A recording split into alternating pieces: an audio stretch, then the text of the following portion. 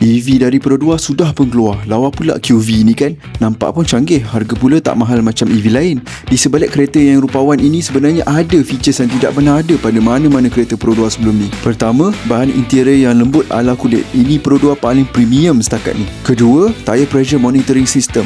Senang boleh tahu terus tayar mana yang tak cukup angin atau bocor. Ketiga, pemilih gear jenis elektronik. Hanya perlu pusing, tak perlu nak gerak tangan banyak-banyak. Keempat, pelaras kerusi pemandu jenis elektrik. Ini senang untuk dapat posisi duduk yang paling ngam apabila memandu. Kelima, cermin belakang jenis digital. Ini kalau penumpang belakang duduk tengah pun takkan ganggu penglihatan. Keenam, infotainment yang diintegrasi dengan sistem fusi kereta, bukan lagi sebagai skrin multimedia semata-mata. Ketujuh, penunjuk arah kiblat. Ini function habis. Kelapan, built-in dashcam depan dan belakang. Dah tak perlu nak tambah dashcam aftermarket. Kesembilan, ciri ambient lighting. Bahagian kaki pun ada. Ke-10, penyaman udara automatic. Ke-11, wireless charger. Ke-12, USB-C. Dan ke-13, yang paling dihargai, pelaras teleskopik untuk steering. Dah tak perlu bawa serupa tangan panjang. Tapi ada juga benda yang tiada pada Pro 2 QV ni berbanding Pro 2 lain. Pertama, tiada tayar ganti, jadi adalah rasa risau sikit. Kedua, selain beza yang sedan tu, QV ni tiada wiper belakang. Dan ketiga, tiada enjin.